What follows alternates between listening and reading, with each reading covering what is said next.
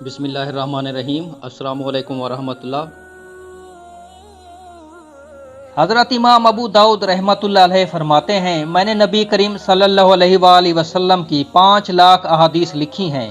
ان میں سے 4800 احادیث کا انتخاب کر کے انہیں اپنی کتاب سنن ابی داؤد میں ذکر کیا، اور پھر ان 4800 احادیث میں سے صرف 4 احادیث کا انتخاب کیا، اور یہ 4 ایسی احادیث ہیں جو انسان کو دیندار بنانے کے لیے کافی ہیں۔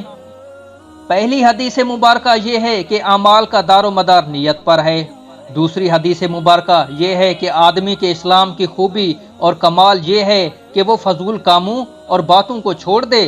تیسری حدیث مبارکہ یہ ہے، آدمی اس وقت تک کامل نہیں ہو سکتا جب تک وہ اپنے بھائی کے لیے وہ پسند نہ کرے جو وہ اپنے لیے پسند کرتا ہے۔